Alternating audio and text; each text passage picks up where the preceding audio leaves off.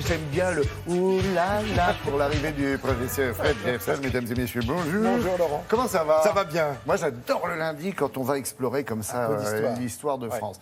Alors on va évoquer, vous allez évoquer un grand chef militaire, effectivement. Monsieur de Turenne. Oui. Moi, ça me rappelle la chanson avec Monsieur de Turenne, etc. Ils ont franchi le Rhin. Oui. Ils ont traversé le Rhin. Un personnage de l'histoire dont tous les élèves ont retenu le nom. Oui. Pourquoi? Pour deux raisons. D'abord parce qu'on parle toujours de Turenne et Vauban, vous savez. Oui, c'est vrai.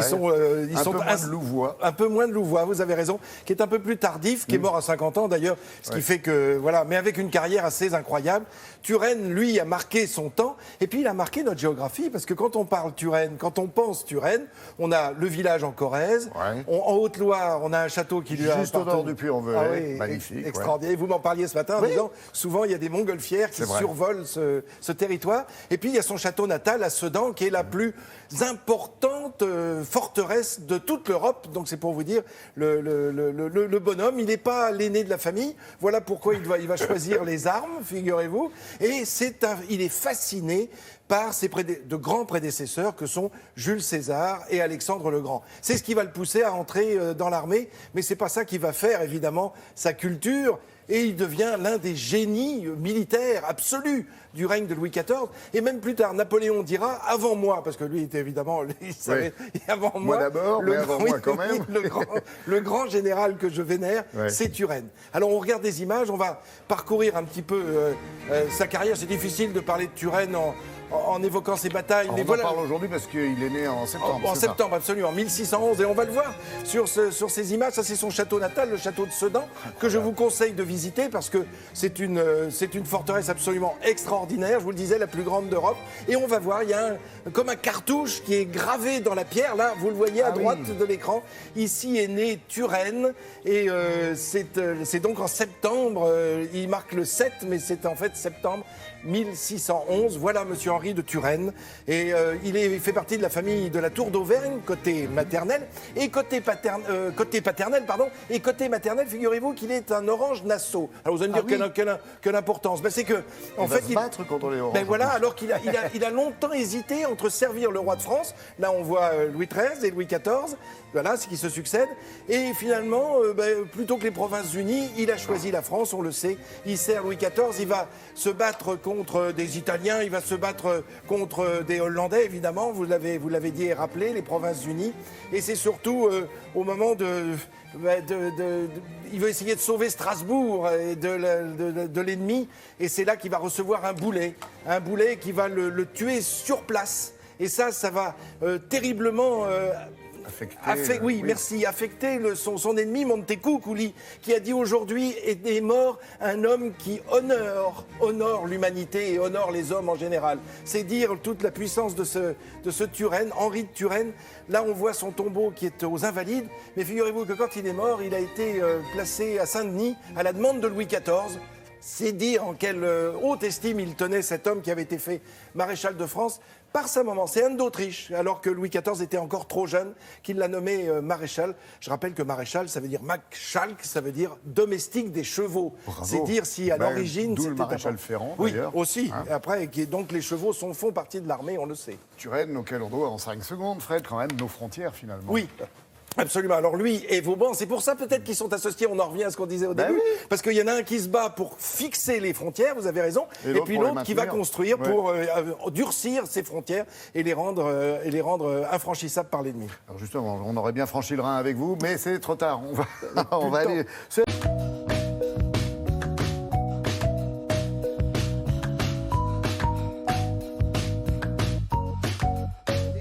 Mon Greg ce matin d'avoir du cure dans les oreilles. Très bien, très bon choix. Le cure dans les oreilles.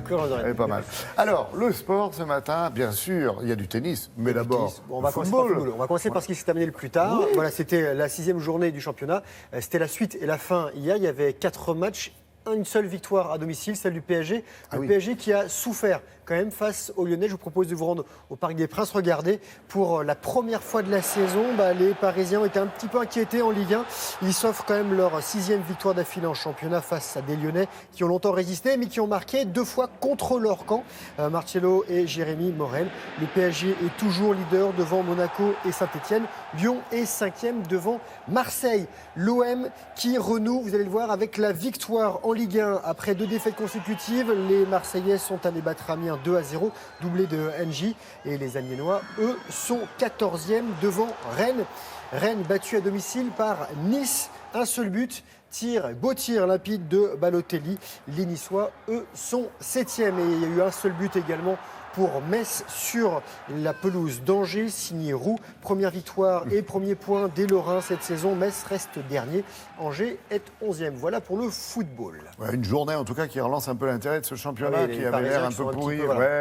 C'est bien. Alors, le tennis. Le tennis, les Français qui sont en finale de la Coupe Davis, ça se passera en novembre et ça se passera en France. Ils seront opposés aux Belges. Hier, ils ont battu les Serbes. Ils ont terminé de battre les Serbes qui jouaient sans Novak Djokovic. Ouais, mais avec un talent, une petite étoile de Belgrade. Là. Ça a quand même un petit peu poussé. Pas mal l'étoile de Belgrade. Regarde ce qui s'est passé pour le dernier point des Français. Regardez la France qualifiée pour sa 18e finale de Coupe Davis qui visera un 10e titre, le premier depuis 16 ans. Les Bleus ont battu donc les Serbes 3-1. Le 3e point tricolore apporté par Joe-Wilfried Tsonga qui est 18e mondial. Il a battu Dusan Lajovic, 80e du classement, 2-6, 6-2, 7-6, 6-2. Et la finale sera face à la Belgique et se déroulera du 24 au 26 novembre. Les Belges ont battu les Australiens. Exactement. Une autre équipe de France, mais qui a perdu cette fois-ci, les volleyeurs tricolores à droite de votre écran en blanc. Champions Cup, les Français n'ont remporté qu'un seul point, qu'une seule victoire lors des 5 matchs de cette compétition. Hier, ils ont été dominés par l'Iran, 3-7-2. Ils terminent 5e et avant-dernier. Du handball, Ligue des Champions, premier match, première victoire pour le PSG chez les Allemands de Kiel, une des meilleures formations européennes, 20 titres nationaux, 3 titres dans cette compétition. Victoire parisienne, 25-22. Et une belle autre entrée en matière, celle des Nantais que vous allez voir en mauve, Nantes, donc à domicile, qui bat les Hongrois de Szeged, 30-26. Sinon, ça roule ? Oui, ça roule. Mais avant de parler de F1, et de moto, on va parler un petit peu de Montpellier, et surtout du rugby. Voilà, ça a donné quoi, au fait ? Top 14, comment ? Et ça a donné quoi ? Ça a donné très très bien. Montpellier, la 4e victoire quand même. Voilà. Oui, c'est plutôt pas mal. Regardez le top 14, les Montpelliérains en bleu chez eux qui ont puni les Toulonnais vice-champions de France, victoire Héroltès 43-20, 6 essais à 2 pour Montpellier. Thoman et Stein ont inscrit les 2 derniers pour Montpellier, leader devant le Racing et Lyon. Toulon est 6e. Le Racing qui a battu hier Oyonnax 25-13. Essai des Racingmen signés Nakarawa, Vakatawa et André Oyonnax est 11e. Un petit mot de moto après ce bel essai. Endurance, champion du monde en titre. La Yamaha du team GT94 a remporté hier le 81e bol d'or au Castellet. Le trio espagnol, italien, français, Checa, Canepa et Di Meglio ont devancé les poursuivants de 9 tours. Et pour finir de la F1, Grand Prix de Singapour, 14e de la saison. Seulement 12 voitures sur 21 ont terminé cette course. 3e victoire de suite pour Lewis Hamilton, la 7e cette saison. Le Britannique premier devant Ricciardo et Bottas. Il reste encore 6 rendez-vous. Le prochain, dans 15 jours, se déroulera en Malaisie. Super, actualité bien chargée quand même. Vous n'êtes pas venu pour rien, mon Grégoire. Bonne journée. On enchaîne avec ce dont je vous parlais il y a quelques minutes, à savoir l'actualité de l'emploi. Il faut savoir en effet que l'armée recrute 15 000 personnes. Alors, des recrutements qui vont se poursuivre tout au long de l'année 2018, mais si les candidats sont d'ores et déjà assez nombreux à se présenter, ils doivent quand même passer des tests de sélection, vous vous en doutez. Alors à quoi cela ressemble-t-il ? C'est ce que Sophie Pignal vous propose de découvrir.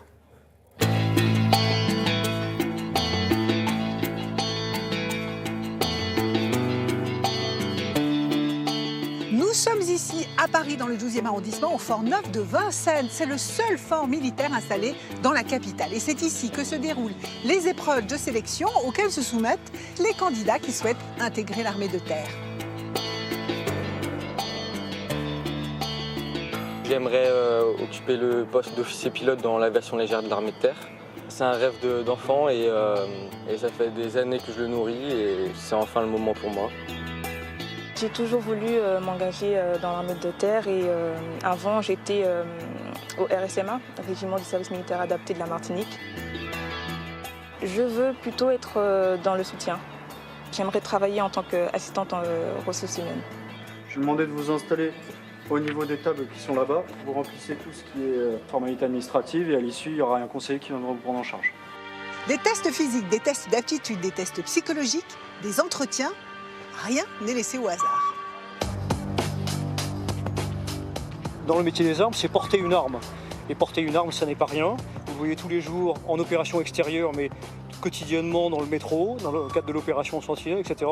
Ces jeunes vont porter les armes de la France à un moment donné, qu'ils soient filles ou garçons, pour la sécurité des Français. Donc c'est pas une mince affaire. Il y a une batterie de tests qui existe pour savoir si effectivement le métier des armes leur convient. Voilà. Si ces gens-là, concrètement, d'un milieu qui n'est pas militaire, on peut en faire effectivement des soldats.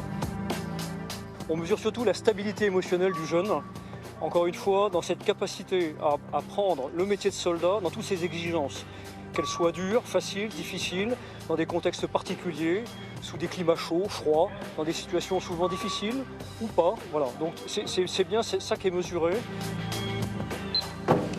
16 secondes. Ça s'est bien passé dans l'ensemble et je suis plutôt satisfaite de moi-même. L'aptitude à devenir militaire, c'est penser aux autres, vivre en collectivité, oublier un petit peu ses problèmes personnels, mais en tout cas les faire partager aux autres. C'est aussi compter sur les autres, compter sur ses chefs, mais aussi ses camarades, ce qui est extrêmement important, la cohésion, la camaraderie, etc. Puisque effectivement, le jeune, qu'il soit garçon ou fille, va rentrer dans une collectivité. Demain matin, dernière ligne droite. Demain, j'ai un entretien et je saurai si je suis bon pour la suite. Nous avons recruté 46 000 soldats en 3 ans, ce qui est considérable. Ce qui fait d'ailleurs l'armée de terre comme un des premiers recruteurs de France. Il nous faut des soldats, des militaires du rang, mais aussi des sous-officiers et puis des officiers.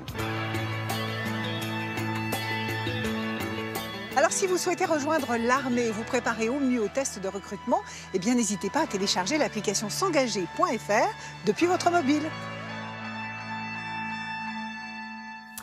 On poursuit avec l'info du jour, de la semaine et un peu l'actualité. On va rejoindre en direct de Berlin notre ami Amaury Guibert. Salut Amaury.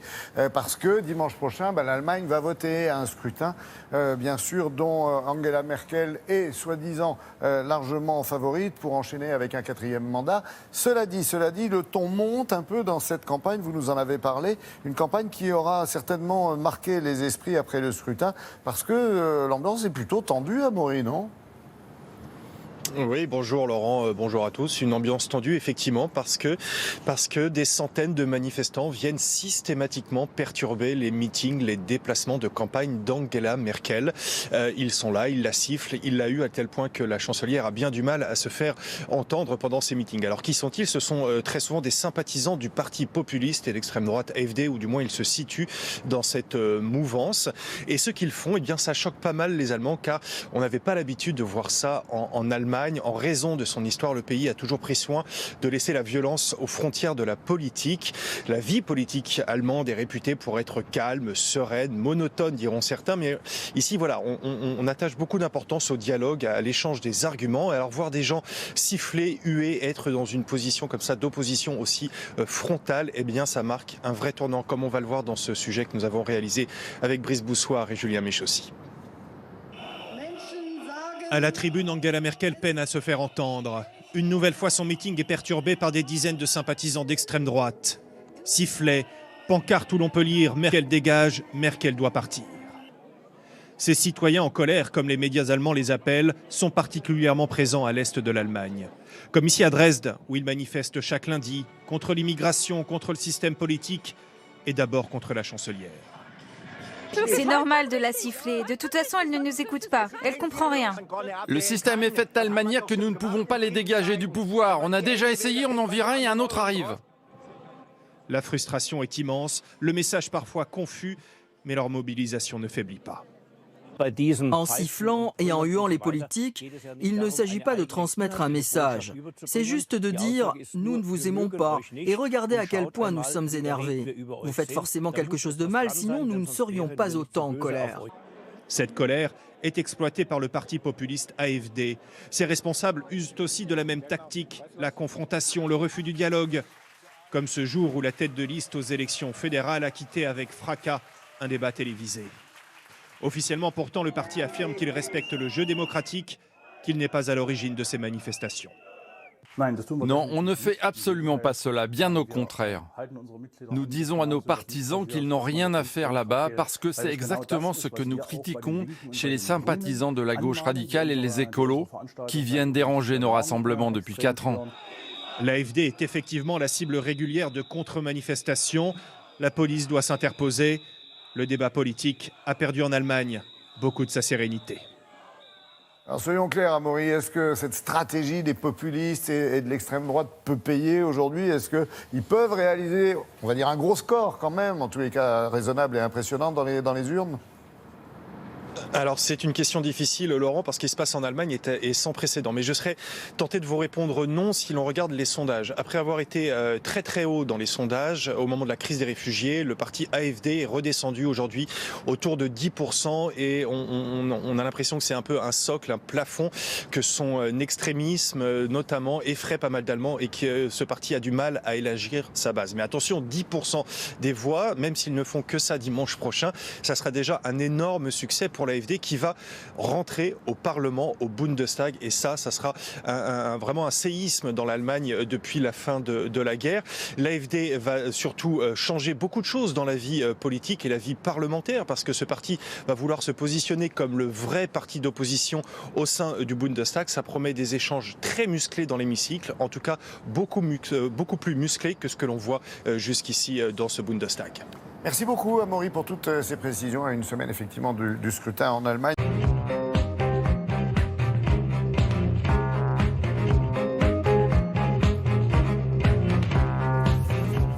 Bonjour, Patrice. Bonjour, Laurent. J'aurais pas aimé être à votre place avec toutes les unes de ce matin. Ça partait dans tous les sens, effectivement. Incroyable. C'est la particularité du kiosque du lundi, je vous l'ai souvent dit, c'est qu'il se disperse. À chacun son truc. L'humanité se félicite d'avoir attiré plus d'1 demi-million de sympathisants à la fête éponyme. Les Échos s'intéressent à la feuille d'impôt des GAFA, les Google, Apple, Facebook et autres Amazon vont sans doute payer davantage d'impôts en Europe. C'est une victoire pour la France qui mène cette guerre fiscale qui, cependant, ne sera gagnée que quand les 28 membres de l'Union européenne seront d'accord. Pour l'instant, ils ne sont que 10. L'équipe nous explique que le foot est un sport qui se joue à 11 contre 11 et à la fin, c'est le Paris Saint-Germain qui gagne, etc., etc. Bref, il y a autant de unes différentes que de journaux. Et nous, dans ce cas, qu'est-ce qu'on fait? Eh bien, on picore. Et on va commencer par s'arrêter sur la une du Figaro. Demain, Donald Trump monte à la tribune de l'ONU, c'est une première, et tout le monde se demande ce que le chantre d'America First a l'intention de dire à cette assemblée qui compte 193 pays. Alors on l'attend sur la Corée du Nord, on l'espère sur l'Iran, on le fantasme sur l'islamisme radical, mais il n'est pas à exclure que tout le monde soit déçu, parce que ce qui préoccupe Trump, eh bien, c'est de payer un petit peu moins à l'ONU, tout simplement. Au-delà de ce principe, sa vision en matière de politique étrangère se perd dans un improbable mélange de contre-pieds, d'invectives et de menaces. Trump à la tribune des Nations Unies, c'est un peu le mécréant qui monte en chair à l'église, écrit Arnaud de Lagrange, qui estime qu'à New York, eh bien, il serait surprenant que le président américain développe une vision. En gros, n'espérez rien, vous ne serez pas déçus. Quoique Trump aux Nations Unies, c'est l'occasion pour la presse de portraiturer Nikki Haley. Cette femme de 45 ans, fille d'immigrés sikhs du Pendjab, va épauler le président américain à l'ONU, et dans les semaines qui viennent, elle incarnera sans doute la diplomatie américaine, puisqu'on nous explique ce matin à longueur de colonne qu'elle va être nommée sous peu secrétaire d'État. Donc retenez bien son nom, Nikki Haley. Tout autre chose, dans le Parisien, les confessions d'un ancien membre du gang corse de la Brise de Mer, Claude Chaussat. Il a choisi de parler au juge, il raconte sa vie de repenti dans un livre. Alors repenti ne veut pas dire petit saint, parce que ce type-là a laissé son ADN traîner sur quelques scènes de crime. Actuellement en liberté surveillée et en attente de ses procès, eh bien, il raconte sa vie d'homme traqué. Alors il a une adresse pour recevoir le courrier, mais bien sûr il n'y habite pas. Il ne voyage jamais dans le même véhicule que sa femme et ses filles. Et puis c'en est fini pour lui de ce sentiment de surpuissance qu'il a connu et aimé. Hein, on le sent en côtoyant le parrain de Lille. Je me sentais au-dessus des hommes, par-delà la justice, dit-il. Son témoignage est ce matin à lire dans Le Parisien. Et je vais finir avec 2 photos. La première, c'est une photo de la Tour Eiffel, mais une Tour Eiffel autour de laquelle on construit un mur de verre anti-balles de 3 mètres de haut. Tout ça pour protéger les touristes, mais ça ne protégera évidemment pas ceux qui sont de l'autre côté du mur, et il y a du monde. En tout cas, il va coûter 20 millions d'euros. Et puis, la une de l'équipe, regardez, Cavani, Neymar. Moi, je dis rififi au Paris Saint-Germain. L'un prend le ballon pour tirer le pénalty, l'autre se pointe car il veut aussi tirer le pénalty. Quelques minutes auparavant, c'est Neymar qui s'était saisi du ballon que Cavani convoitait pour tirer cette fois-ci un coup franc. Neymar, Cavani, vous la sentez monter? Vous la sentez venir, l'affaire? Ça va venir, vous allez voir. En tout cas, Lyon les a mis d'accord puisque c'est Lyon qui a marqué hier soir. Comme ça, c'était ni l'un ni l'autre. Il a marqué tous les buts, il a perdu. Voilà. Merci Patrice. Les 4 vérités, salut Caroline. Vous recevez ce matin Alexis Corbière. Oui, Alexis Corbière, député de la France Insoumise de Seine-Saint-Denis. Alors, vous le savez, il veut faire reculer le gouvernement sur la loi travail. Mais on a vu ce week-end à la fête de l'UMA que la politique d'Emmanuel Macron, même si elle ne leur plaît pas, ne suffit pas à unir la gauche, devrait-on dire les gauches.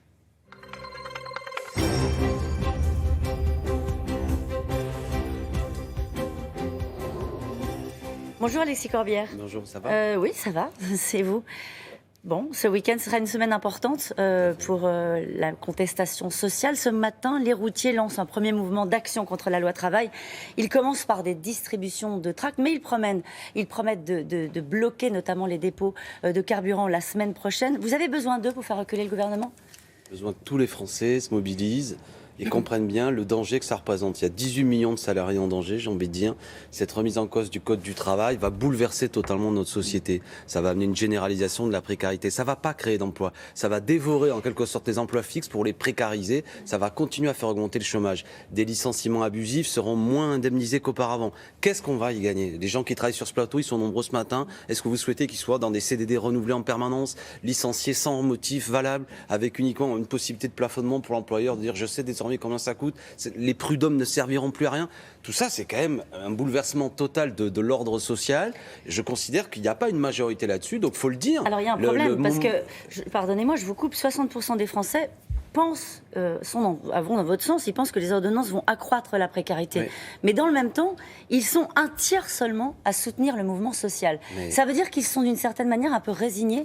Les Français. Mais je vais vous dire, quand il y a 6 millions de chômeurs, quand les fins de mois sont difficiles, je comprends les gens qui n'arrivent pas à se mettre en grève en semaine. Mais franchement, je comprends ça très bien. Il n'y a aucun problème. Et moi, j'ai l'honneur d'être député. C'est facile pour moi de venir pour vous le matin. Je suis indemnisé pour ça, confortablement indemnisé. Je ne fais pas la leçon aux gens. C'est pas ça mon sujet. Justement, j'essaie de manifester un optimisme en disant voilà, on essaye. Il y a des journées syndicales. Nous, on fait ça un samedi. On n'est pas obligé de se mettre en grève. On peut venir avec les enfants, quel que soit ce qu'on fait dans la vie. On se retrouve, on fait une grande fête populaire, un mouvement citoyen pour dire non à ce que fait Macron. Voilà. Et ça permet à chacun de venir dans la lutte, dans la protestation populaire, un peu à sa façon. Mais qu'est-ce que ça raconte ce chiffre-là aussi? Que les Français se disent on a voté, on a fait une campagne électorale, on a voté, il y a eu une présidentielle, il y a eu des législatives. C'est la réalité crue de ce vote quand on le regarde dans le détail. Moi, je vous assure, je vais essayer de finir ma question. Il y avait le Premier ministre qui était à votre place la semaine dernière et qui disait à un moment donné, il ne faut pas contester la démocratie telle qu'elle est. Il y a eu un vote, il y a eu une décision elle-même des Français. Ouais. C'est la Ve République, c'est le problème. C'est-à-dire que quand on regarde dans le détail, ces sondages montrent la réalité de ce qui s'est passé. Quand on regarde dans le détail, alors je mets le préambule parce que je crois qu'on me dit ça concerne aussi le score de Jean-Luc Mélenchon, le mien, etc. Ouais. Mais l'abstention et tout ça. Regardez ce qui s'est passé au premier tour, M. Macron. Et je ne conteste pas qu'il soit le président actuel de la Ve République. Il obtient 24% des voix des exprimés, 18% des inscrits. Et après, au second tour, il est face à Mme Le Pen, avec quand même un rejet de Mme Le Pen plus qu'une adhésion à M. Macron. Ensuite viennent les législatives, un Français sur deux ne vient pas voter. Donc tout ça, si on perd de vue, si c'est dans l'angle mort le fait que beaucoup de Français ne sont pas allés voter, on ne comprend pas pour quelle raison M. Macron n'a pas l'assise pour ça. Quelle est la solution ?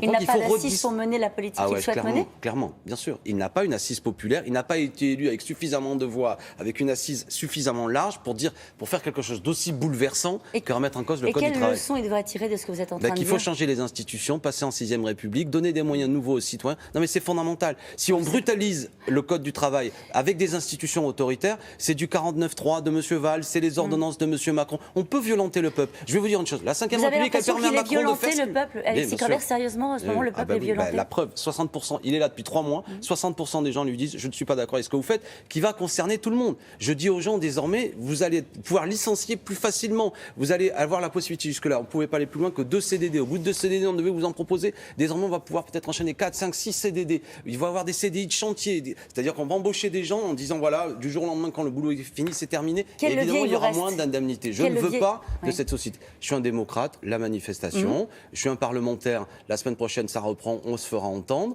La pédagogie qui nous reste, on a diffusé 3 millions de tracts. Il y a d'autres forces politiques qui font le boulot. Les routiers se mettent en lutte. Il y a des organisations syndicales, des outils démocratiques. Ce pays, quand même, va pas découvrir qu'on a le droit de manifester. Et arrêtons je vais pas reprendre le truc de pudeur de gazelle, mais le gouvernement qui cesse de s'étonner quoi. Il y a des gens qui manifestent. Oui, souffrez du fait qu'il y a des gens qui manifestent. C'est même une longue histoire dans ce pays. Et il faut l'accepter. Alors il y en aura plusieurs des manifestations. Il y en a une le 21, organisée par la CGT.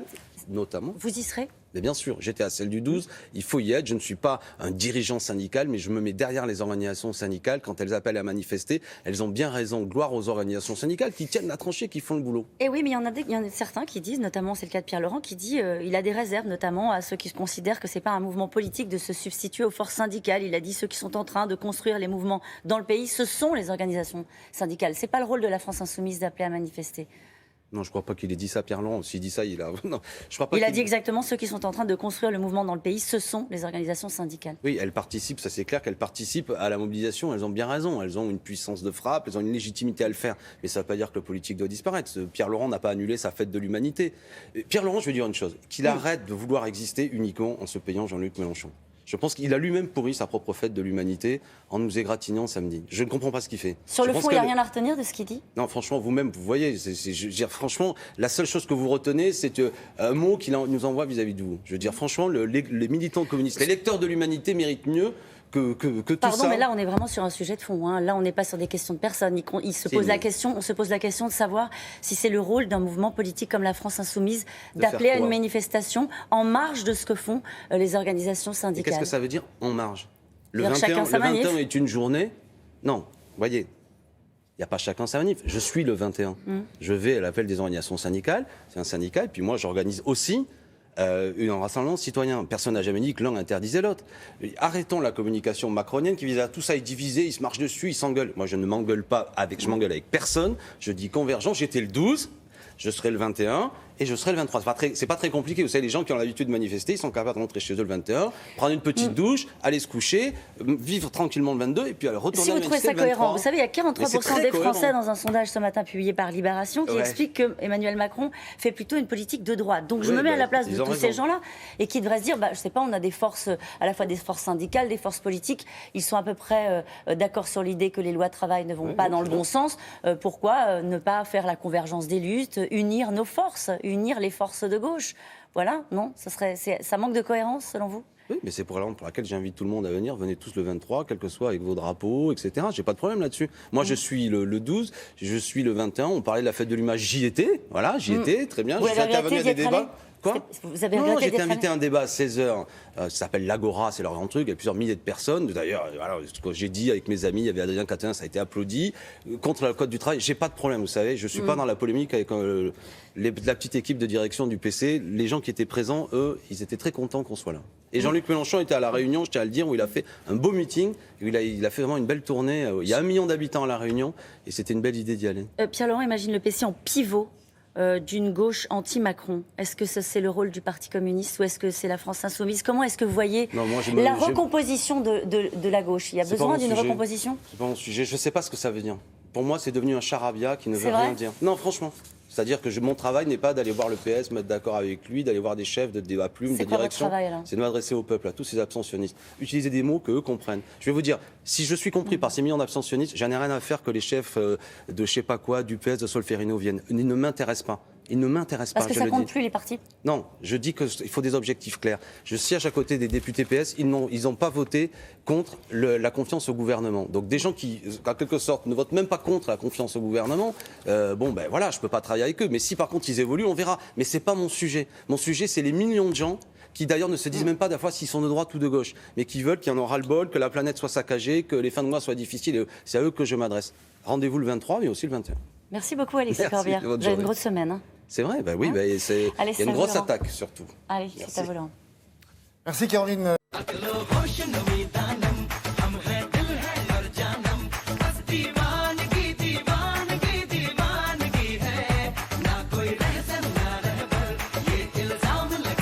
Allez, il est 8h moins 5, bienvenue à bord. Si vous nous rejoignez à bord, c'est le cas de le dire, parce qu'on va faire un grand voyage avec Marie. Salut Marie. Bonjour. On part en Inde découvrir une série télévisée qui réunit 400 millions de téléspectateurs. Ouais. Alors, c'est vrai qu'il y a du monde là-bas qui regarde la télé, mais pas que le succès. C'est pas à cause de ça uniquement. Non, c'est pas à cause de ça, mais c'est vrai que les Indiens ne parlent que de cette série. C'est vraiment la série qui est la plus vue en Inde, voire même du monde. Vous imaginez, 400 millions de téléspectateurs, c'est énorme. Énorme, effectivement, traduite dans 11 langues et diffusée dans 16 chaînes locales. Cette série s'appelle « Moi, femme, je peux tout accomplir ». Elle a été initiée il y a 3 ans exactement par une ONG qui défend les droits des femmes.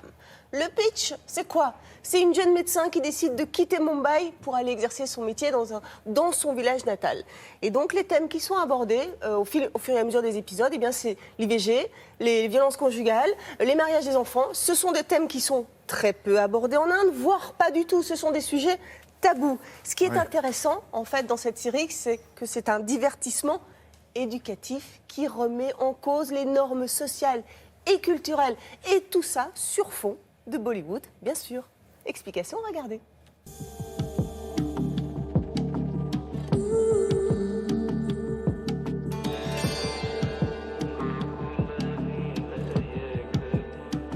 La télé publique indienne Doordarshan diffuse une série qui s'appelle « Moi, femme, je peux tout faire ».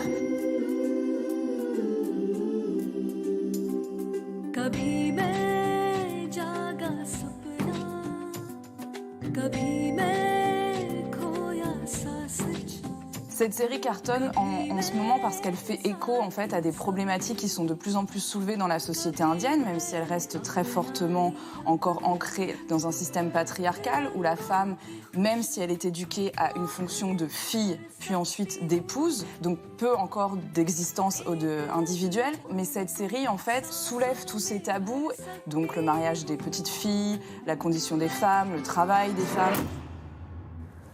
बाबूजी ब्याह तय हो गया तुम्हारा बंद करो ये खेल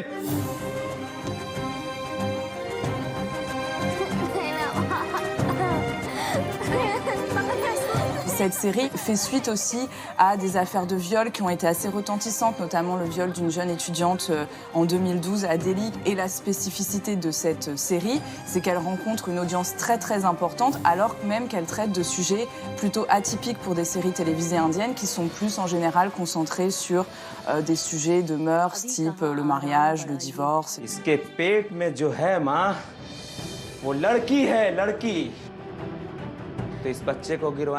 Ce qui est intéressant de souligner, c'est qu'également des hommes regardent cette série et se mobilisent. Il y a notamment le cas d'un acteur indien très connu qui a lui-même créé une association en fait sur le rôle des hommes dans la lutte contre la discrimination faite aux femmes, qui a soutenu cette série et qui intervient dans cette série. Donc ce qui est intéressant de noter, c'est qu'elle n'est pas confinée uniquement à une audience féminine. जो औरत का एक सच्चा साथी है, एक दोस्त है, एक हमदर्द है, सच तो ये है, वही मर्द है। जो आपका सीरियल देखा तो मैं अपनी पत्नी से और मैंने जाके कहा कि लड़का और लड़की में कोई फर्क नहीं है, बराबर सम्मान लड़की को देना चाहिए और लड़के को देना चाहिए। Il faut savoir que ce genre de série est le produit d'une évolution dans la société. Donc les deux vont de pair. Effectivement, une série comme ça peut faire avancer les choses. Elle fait avancer les choses, puisqu'on a vu que des enquêtes auprès des populations qui regardaient cette série, leur perception, que ce soit des hommes ou des femmes, avait évolué, notamment sur le fait que la femme peut travailler, la femme doit avoir une place plus reconnue dans le foyer. Donc cette série est quelque chose de très positif, puisqu'elle donne enfin une place aux problèmes liés aux femmes. Mais il ne faut pas penser qu'elle révolutionnera la société, il reste encore du chemin à faire. Étonnant. Merci Marie. Tout de suite, Julia, sur le net, on trouve aussi des projets pour aider les femmes dans les pays en voie de développement? Oui, un projet de financement participatif qui s'appelle Womentoom. C'est une plateforme qui va aider les femmes entrepreneurs dans les pays en développement.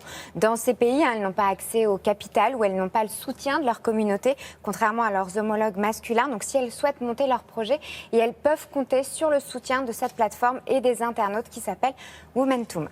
Merci. Tout de suite, les prévisions météo pour la journée. Restez au sec. Regardez. Call me irresponsible. Call me unreliable. Throw in. Bonjour Brigitte Fanny. Bonjour. Alors on va parler des petites enfants de moins de 3 ans Oui. qui sont devant les écrans et devant leurs écrans de plus en plus tôt. Alors c'est sans doute une responsabilité des parents, mais il se trouve qu'ils sont addicts, qu'ils aiment ça aussi, et là il y a danger. Et le sujet revient sur la table, c'est le cas de le dire, d'un colloque qui a eu lieu là il y a quelques jours. Oui, la semaine dernière à Bucarest, donc un colloque qui a voulu attirer l'attention du public sur ce sujet jugé préoccupant. En France, parallèlement, un certain nombre de médecins, de pédiatres, d'orthophonistes, de psychologues se sont réunis dans un collectif pour dénoncer la même chose. C'est-à-dire que ce sont des professionnels de santé de terrain qui voient dans leur cabinet de plus en plus d'enfants dans cette tranche d'âge, 0,3 ans, 0,4 ans, qui sont scotchés toute la journée, soit devant la télévision, soit ils passent des heures à regarder des dessins animés sur une tablette tactile. Ils ont le smartphone de papa ou maman pour jouer à des jeux vidéo. Et certains même s'endorment avec la tablette dans le lit. C'est-à-dire qu'on arrive à des écrans qui servent de tétine, de doudou, voire de nounou. Et ce collectif alerte sur les troubles qui peuvent s'en suivre. Ces heures, exactement, ces heures passées devant des écrans, être passif devant des écrans dans cette tranche d'âge si particulière peut avoir des conséquences, peut engendrer des troubles du comportement, peut engendrer des retards dans les apprentissages. Pire, dans les cas les plus graves, certains enfants se déconnecteraient de la réalité et présenteraient des troubles proches de l'autisme. Je dis bien proches de l'autisme, ce n'est pas de l'autisme. Alors quels sont exactement ces troubles? Comment les prendre en charge? Je vous propose d'écouter un médecin de PMI, protection maternelle et infantile, qui fait partie de ce collectif.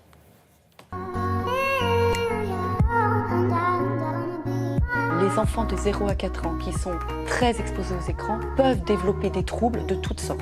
Des retards moteurs, motricité fine avec leurs doigts, certains ne peuvent pas serrer les doigts, motricité globale, la marche, grimper, courir. Ça attaque aussi les capacités cognitives, c'est-à-dire que l'enfant n'élabore pas la pensée. On a des retards du langage très patents, des enfants à 4 ans qui ne parlent pas du tout ou qui parlent de façon inadaptée. Ils vont donner des mots plaqués. Par exemple, si je leur demande à qui sont les chaussures en montrant une petite photo de chaussures, ils vont me dire bleu, la couleur de la chaussure.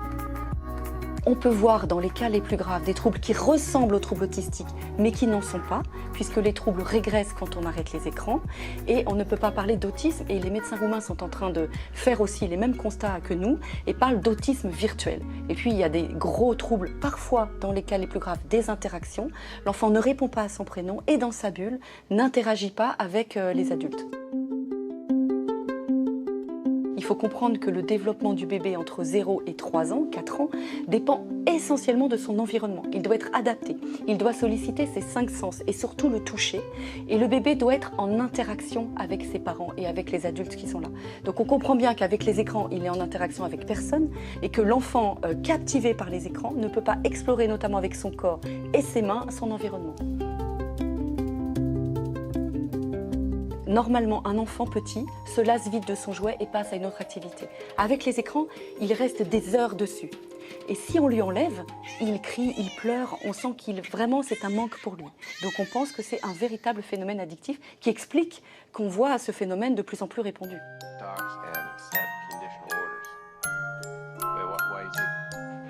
Pour prendre en charge ces enfants, ça va dépendre du cas par cas. Chaque famille est différente. Il y a des professionnels qui vont conseiller de diminuer progressivement, ce qui est compliqué parce qu'on va étendre le nombre de jours où il va pleurer. Personnellement, je suis plutôt pour proposer un sevrage assez rapide, mais il faut bien expliquer aux parents que l'enfant va pleurer. Et il peut pleurer jusqu'à 15 jours, donc il faut tenir. Et surtout, il faut proposer autre chose. Sortir se promener, lire une histoire, jouer. Il faut que les parents passent du temps avec leur bébé et avec leurs enfants. Brigitte Fanny, pourquoi est-ce qu'il y a plus de risques chez les tout-petits, chez les 0-3 ans ? Eh bien parce que entre 0 et 3 ans, le cerveau est en pleine maturation. Et c'est l'âge pendant lequel des milliards de connexions entre les neurones vont se créer. Si l'enfant est en interaction avec des êtres humains, c'est-à-dire avec ses parents, les adultes qui vont s'occuper de lui, eh bien ces connexions vont se faire de façon harmonieuse. Si l'enfant est seul pendant des heures devant une machine, devant un écran devant lequel il est passif, eh bien ces connexions vont moins bien se faire. Donc pour lutter, un seul truc, un seul conseil, c'est rester avec vos enfants. Voilà, et de toute façon, c'est ce que disent depuis des années finalement l'Association américaine de pédiatrie, l'Association canadienne de pédiatrie, aussi chez nous l'Académie des sciences et bien d'autres instances encore. Pas d'écran entre 0 et 18 mois ou pas d'écran entre 0 et 2 ans, entre 2 ans et 3 ans. 1 heure, ok, mais avec un parent, avec un adulte. Super, merci Brigitte Fanny. Allez.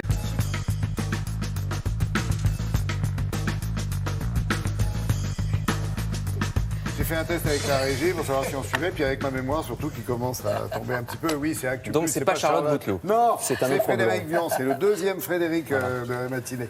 Il y a des élections en Allemagne, des élections en France en fin de semaine, le week-end prochain. Alors en Allemagne, on en a parlé avec Amaury Guibert tout à l'heure en direct de Berlin.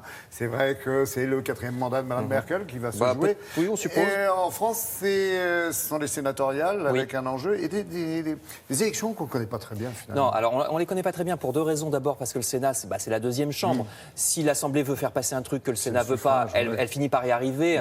L'Assemblée peut tordre le bras au Sénat. Et puis surtout, on connaît mal les sénatoriales parce que vous et moi, on ne vote pas pour les sénatoriales. Voilà. Ben non, on n'est pas assez grands. Ce sont les grands électeurs, effectivement, qui élisent les sénateurs. Alors, on va voir des images des sénatoriales de 2011, il y a 6 ans, puisque les sénateurs sont élus pour 6 ans. Vous voyez le palais du Luxembourg qui est à Paris. C'est le siège du Sénat. Là, c'était le jour de la proclamation des résultats en 2011. Alors, les sénateurs eux-mêmes votent pour ces élections sénatoriales, de même que les députés, les conseillers départementaux et régionaux, mais c'est surtout les conseillers municipaux qui votent pour élire les sénateurs. 95% des grands électeurs, c'est des conseillers municipaux ou des délégués des conseils municipaux. Ce qui veut dire, c'est très très important, que le Sénat est une chambre des campagnes, parce que sur les 36 000 conseils municipaux qu'il y a en France, c'est une grande majorité de villages. Alors, les tout petits villages de moins de 500 habitants, ils envoient un représentant pour voter au sénatorial, puis les villages un peu plus gros 3, puis 5, etc., puis 7. Et la plus grosse ville étant Paris. À Paris, il y a 3000 représentants choisis par le conseil municipal de Paris pour voter au sénatorial. On choisit ces représentants, ces grands électeurs, en fonction de leurs idées politiques. Ça reste une élection politique. Donc en général, il y a un choix de représentants qui sont des sympathisants de partis politiques. On les choisit en sachant ce qu'ils vont voter. Donc voilà pour qui vote. Oui, et ce qui rend d'ailleurs délicieuse, c'est le cas de le dire dans tous les sens du terme, la campagne que mènent les sénateurs à travers la campagne. Voilà, parce que c'est effectivement une campagne de banquet avec du saucisson, des buffets, etc. Non, c'est vrai, c'est très campagnard. Alors, comment maintenant? Comment est-ce qu'on vote? Alors attention, ce dimanche, on n'élit que la moitié des sénateurs parce que leur mandat est de 6 ans, mais on les renouvelle par moitié tous les 3 ans. Voilà.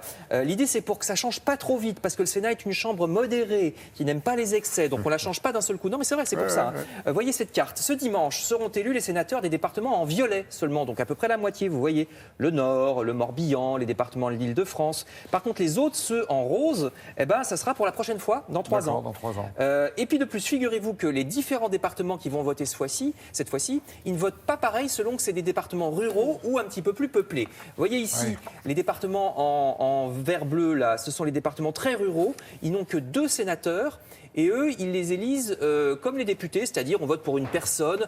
C'est une élection à 2 tours. S'il n'y a pas de majorité le premier dimanche, on votera le dimanche prochain. Donc tout ça, c'est très connu. C'est les départements ruraux, donc 2 sénateurs.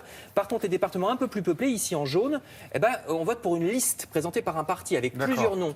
Parce qu'à la proportionnelle, donc en une seule fois, oui, c'est à la proportionnelle. Parce que on comprend pourquoi finalement tout le monde n'est pas au courant. C'est un truc de spécialiste, voilà. C'est un truc de spécialiste. Parce que ces départements plus peuplés, évidemment, ils envoient plus de sénateurs. Le Nord élit 11 sénateurs, Paris élit 12 sénateurs. Donc là, c'est un scrutin de liste à la proportionnelle. Donc voilà pour comment. Je termine avec un peu d'histoire, parce que le Sénat est une assemblée qui a une longue histoire.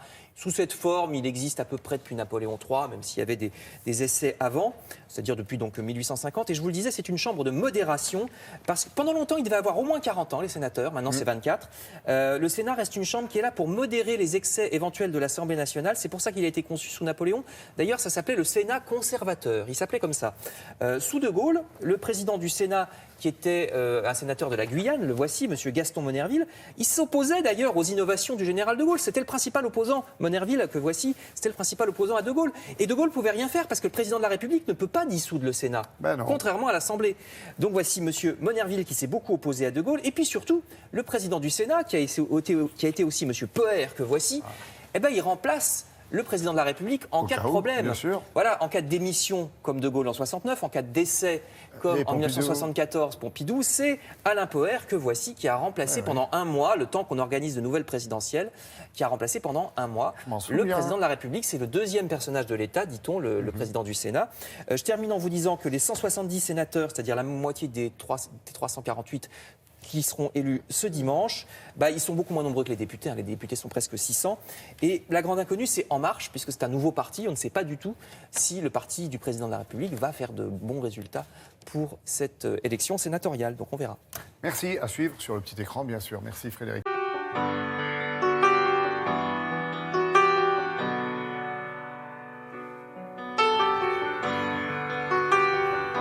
Comment ça va, mon garçon? Mais je vais très bien, mon garçon.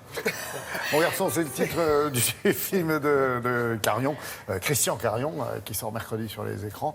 Et qui mérite qu'on en parle effectivement. D'une part sur le mode de tournage et puis parce que il y a un Canet, assez remarquable. Et puis immersion pour la première fois dans le monde du polar, du film noir pour Christian Carion, à qui l'on doit le drame historique Joyeux Noël avec Canet, mais aussi l'affaire Farwell et puis aussi le très joli Une hirondelle a fait le printemps. Un film haletant, noir, dense et sous tension. Noir, en partie. Noir, c'est noir. Il n'y a pas beaucoup d'espoir dans ce film, Laurent, puisque déjà l'intrigue. Alors, le film a été tourné en 6 jours seulement. Ça, déjà, c'est inédit. Et puis, Guillaume Canet... Tu vas comprendre pourquoi. De manière chronologique, ce qui est rare aussi. Et puis, Guillaume Canet n'avait pas connaissance du scénario. Alors, concrètement, qu'est-ce que ça veut dire? Christian Carion lui a donné les grandes lignes. Les grandes lignes, c'est... L'histoire, c'est ça. Tu es un père, ton fils est en classe de neige... Il disparaît. La police pense que c'est une fugue. Toi, très vite, tu te rends compte, tu suspectes un enlèvement. Donc, en fait, Canet connaissait le gros de l'histoire, mais n'avait ni les dialogues, ni les contenus des scènes. C'est quand même assez hallucinant. Évidemment, c'est pas par snobisme ou pour être farfelu. C'est pour gagner en spontanéité et en réaction à chaud. C'est du live. C'est presque, exactement, c'est du live. On dit en français. Ouais, c'est de la sonore-réalité, un peu. Non, alors, ce qui est déstabilisant, c'est aussi pour ses partenaires, parce que... par exemple, Mélanie Laurent, qui joue sa femme, elle avait les dialogues, les contenus et tout ça. C'est vraiment une expérience très inédite. Bon, et je dois dire que ça vaut le coup. Et Canet est assez remarquable. On l'a rencontré, la boule à zéro, mais ça n'a aucun rapport. Bonjour Guillaume. Bonjour.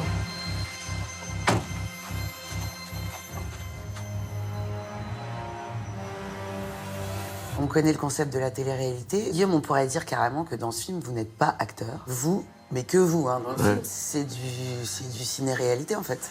Ouais, j'ai vécu vraiment la plus grande expérience cinéma de ma vie, en fait. Je ne savais rien, j'avais pas de scénario, j'étais en improvisation totale, j'avais simplement des informations sur mon personnage, et j'étais plongé dans un jeu de rôle où je découvrais tout au fur et à mesure, donc dans un truc haletant.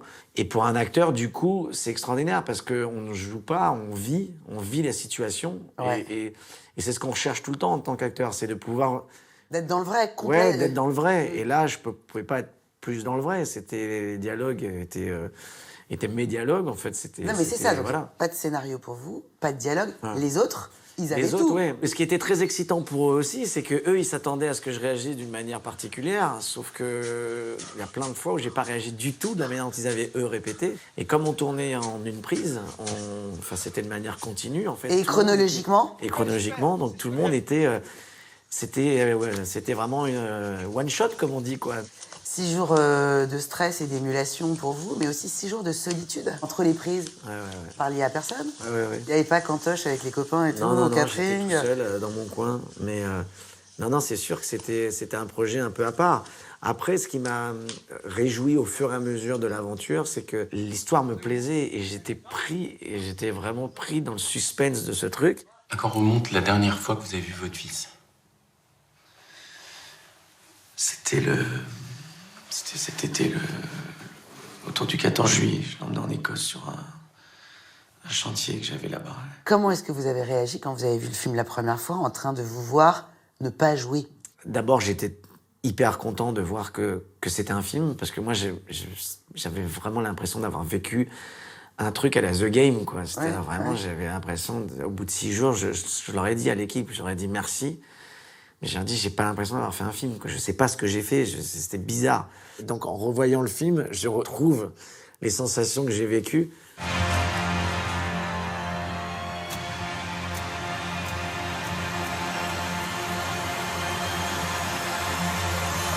Guillaume, je sais qu'il y a eu une scène où vous deviez dormir dans une cellule, dans une gendarmerie, vous avez dit non.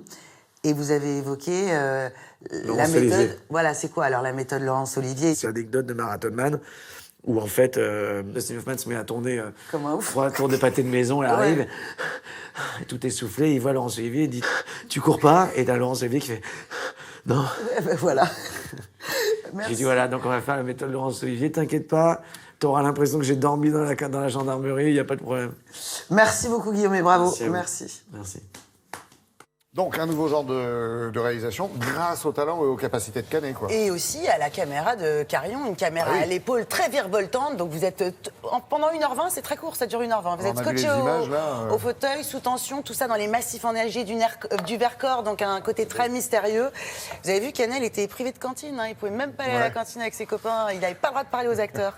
C'est une expérience dont tu te souviens. Ça sort ce mercredi. Le pauvre. Le pauvre chouchou. Merci chouchou, merci Charlotte. Non mais vous avez vu l'heure. Allez, on file retrouver au théâtre Jean-Philippe Viau qui a choisi de nous parler d'une comédie comme à la maison où il est effectivement question des inévitables retrouvailles familiales, des trucs qui doivent vous parler un petit peu. Oui, je le sens bien. Et vous allez voir, les dialogues sont plutôt truculents et les comédiens formidables, comme on dit. La comédie qui suit est en effet du genre à rappeler plus d'un souvenir à tous ceux qui appréhendent les incontournables rendez-vous familiaux. Vous voyez ce que je veux dire? Son titre parle de lui-même puisque c'est comme à la maison. Pierre Cassignard met en scène cette écriture à 4 mains signée Bénédicte Fosset et Éric Roman. Pour ce qui est de la distribution, on y retrouve une génération de 6 artistes rompus à l'exercice, comme par exemple Annie Grégorio, Aude Thirion ou Pierre-Olivier Mornas. Tous ceux qui vont au théâtre doivent les connaître. Ça a démarré il y a quelques jours, salle Réjeanne du Théâtre de Paris, et c'est pas mal du tout. Oh, t'aurais vu sa tête quand je lui ai annoncé qu'il allait avoir une petite fille. Je me suis retenue pour pas pleurer. Hein. Tu sais ce qu'il m'a dit? Il m'a dit que c'était le plus beau cadeau que je puisse lui faire avant de mourir. Mais on voit bien que c'est pas lui qui va s'en occuper. Quand je pense qu'elle a le culot de m'appeler, tu sais ce qu'elle a osé me proposer comme arrangement? D'adopter ma fille si je le rendais son mari. Non. Et pourquoi pas? C'est une famille qui se réunit pour le 1er de l'an, avec tout ce que ça comporte bien sûr de fantasmes sur le Noël, le 1er de l'an. Et finalement, bien sûr, comme dans la plupart des familles, comme ça arrive souvent, ça ne se passe pas comme prévu et c'est un prétexte au règlement de compte. Ah, moi j'ai le petit garage. Non, stop. Alors Michel, quand tu leur diras que tu attends des jumeaux, ils n'oseront pas. Ah, parce que Gwen attend des jumeaux. Oui, ils vont la transplanter la semaine prochaine. Il y a 2 fils, une fille, la maman et la tante. C'est des gens qui ne savent pas dire. C'est des gens qui ne savent pas exprimer. Alors comment ça se passe, tes relations dans une famille quand on ne sait pas dire? Mais il s'exprime, mais d'une façon un peu abrupte. féroce. Ouais. Il n'apprend rien du tout. Il a même un an d'avance, le petit con. Alors, j'ai hâte qu'il soit majeur, qu'on puisse se marier. Qu'on le fasse ici, parce que son père est congolais. Il connaît pas la France. Sur les planches, les répliques fusent au rythme des rancœurs. La mise en scène de Pierre Cassignard met en valeur chaque portrait de ces écorchés vifs. Ici, chacun se débat pour exister, sans oublier les casseroles du passé. Sérieux cette fois-ci? Il faudrait d'abord qu'il quitte sa femme. Ah, il est marié? Oui, 2 gosses. Mais monsieur s'ennuie. Monsieur veut rigoler. Moi, un député qui pense qu'à s'amuser, personnellement, je voterai pas pour lui. Les auteurs de la pièce voulaient faire une comédie. Il n'y avait pas forcément un message incroyable à faire passer, si ce n'est que des réactions, des façons d'être. Puis il y a sans doute un peu de souffrance aussi derrière ces personnages, voilà, avec leur vécu, leur mal-être, comme tout un chacun. Bouge pas, je suis une photo. Dis-moi, c'est pas trop voyant pour aller au paix? Non. Un exemple tout bête. Ton gosse, il pleure la nuit. Quand t'es 2 gars, c'est qui se lève? Je pense que cette pièce, dans le fond, elle est rude et la forme est comique, mais le fond trimballe des choses un peu comme les comédies italiennes. Elle est drôle parce qu'elle est féroce. Et c'est la férocité qui fait rire. C'est un peu striptease, vous voyez, ce langage comme ça, quand les gens oublient la caméra, qu'est-ce qu'ils se disent? Eh, t'étais bien contente de me trouver, hein? Bravo, pervers, frigide. T'es craqué. Ne te laisse pas faire, Michel. Toi, la vieille garce, je t'emmerde. Sur la scène, on n'y va pas avec le dos de la cuillère. Personne n'était venu pour ça, mais pourtant chacun vide son sac sans concession, avec causticité, acidité, dérision et bien sûr humour vache. tous les personnages de cette histoire sont diablement humains. La troupe sert à merveille les mots incisifs des auteurs. Ce théâtre-là sent la vérité, il est mordant, très drôle et puis aussi très tendre. Et comme bien évidemment, il parle à chacun d'entre nous, on ne peut que l'aimer. Belle journée à tous et à très bientôt, Laurent.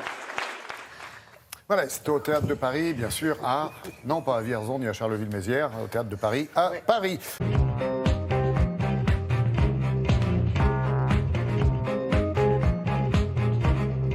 Excusez-moi, tous les deux, vous étiez en train de vous disputer ou de rigoler? Non, je rigolais. Ah bon, Je rigolais, quand je vois Patrice sérieux comme ça, bon, voilà.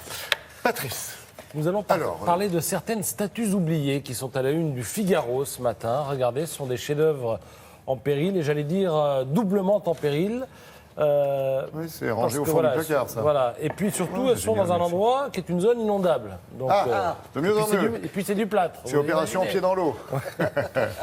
Alors, on est en présence là d'un millier d'œuvres sculptées, destinées normalement à l'espace public, sauf que les fonds publics, on n'en a pas assez pour les entretenir, ni pour les mettre aux endroits où on pourrait les trouver. Voilà. Donc, ça traîne dans une usine de traitement des eaux désaffectées de la banlieue parisienne. Ce sont des plâtres. Pourquoi y a-t-il tant de plâtres? Parce qu'à chaque concours lancé par la ville de Paris, il était d'usage d'acquérir le plâtre avant sa fonte en bronze ou sa réalisation en marbre. Oui, ça a de la valeur quand même. Voilà, on gardait le plâtre du vainqueur et aussi de celui qui arrivait deuxième du concours. Et du coup, maintenant, on en a des milliers. Mais le directeur du Petit Palais, ce matin dans le Figaro, explique qu'il veut sauver ces statues de l'oubli. Il envisage donc d'ouvrir une galerie des plâtres à l'intérieur du Petit Palais et de redonner vie à toutes ces statues. Alors, il y a du Jeanne d'Arc, du Étienne Marcel, du Sarah Bernard, du Jean-Jacques Rousseau, etc., etc. Il faut savoir que sous la Troisième République, on produisait énormément de statues publiques à une époque où les squares étaient dévolus aux grands hommes plutôt qu'aux toboggans. Voilà, c'est dans ces termes que les choses sont dites. C'est pas le même manège. Dans le Figaro. Alors, autre chose, on ne sait pas grand-chose de lui. On sait qu'il est né en 73, qu'il est grand, qu'il est diplômé des Beaux-Arts de Pékin, qu'il appartient à ce qu'on appelle la génération des 90s, c'est-à-dire des années 90, et qu'il met à profit le boom économique chinois pour s'exprimer avec un minimum de prudence. Il s'agit de Liu Bolun, qui se fond dans le décor. Vous savez, c'est cet artiste chinois. Mais ce n'est pas le monsieur qui est debout, c'est le monsieur qui est assis, moitié blanc, moitié noir. Il faut savoir que dans toutes les photos qu'il fait, il n'y a absolument aucun trucage numérique. Simplement, il marie un peu trois arts, j'allais dire, ce sont la peinture, le déguisement et la photo. Et alors, l'art du camouflage de Liu Bolun, on le retrouve dans le magazine Chasseur d'images qui creuse un peu le travail de l'artiste. Il faut savoir que tout a commencé en novembre 2005. Pour lui, à Pékin, à l'époque, la capitale chinoise est un chantier parce qu'elle va accueillir les Jeux Olympiques en 2008. Et les autorités s'efforcent de gommer du paysage tout ce qui incarne la contestation. Et dans ce qui incarne la contestation, il y avait certains artistes, et notamment ceux qui habitaient un village où travaillait Liu Bolun. Et puis un jour, les bulldozers sont arrivés, ils ont tout détruit. Et lui, il a voulu protester. Et bien pour protester, il a fait un autoportrait devant des gravats. Et les gravats, ce sont ceux de son atelier détruit. On les a vus, ou on va les voir. Voilà, c'est en bas à droite. Si on regarde bien, on aperçoit une silhouette. Et puis, dans Chasseur d'images, vous avez d'autres exemples du travail de cet artiste chinois, avec notamment, regardez, cette photo. Pointe tendue. Je vois rien, j'ai fait tomber mes lunettes. Non, lui, il est là, et vous pouvez le distinguer juste à ses pieds, au centre de la photo, en bas. Il est fondu dans le paysage. Et vous avez encore d'autres exemples, notamment dans un supermarché, regardez, à droite. Il est présent dans l'image. Et à gauche, si vous regardez bien, il est présent. Si vous ne le voyez pas, achetez le journal. C'est bien aussi. Merci, mon Patou. On va retrouver Julia qui est en train de surfer sur le net pour nous. Le net, la toile sur laquelle on parle pas mal de la libération d'un photographe, Lou Bureau, justement, et de Reporters sans frontières aussi. Exactement. Le journaliste français Lou Bureau est revenu en France ce week-end, libéré par la Turquie. Son emprisonnement et sa libération ont été beaucoup relayés sur les réseaux sociaux, notamment sur Twitter, sous le hashtag #FreeLouBureau. Vous êtes nombreux à partager des messages de soutien, des messages de bienvenue. Et j'en profite justement pour vous présenter, pour vous parler du site de Reporters sans frontières. On y trouve la Turquie. Le pays détient encore 170 journalistes dans ses prisons qui risquent jusqu'à 43 ans d'emprisonnement. Le pays occupe la 155e place sur 180, ce qui est quand même pas terrible sur le classement de la liberté de la presse. La France est à la 39e place. Ce classement, il est là. Sur le site, vous pouvez voir la carte. À la dernière place, sans surprise, on retrouve la Corée du Nord. Merci Julia. Et je mets 4 heures de colle à Charlotte qui n'arrête pas de parler pendant que vous essayez de nous intéresser à des sujets graves. Je débriefe le week-end. Allez.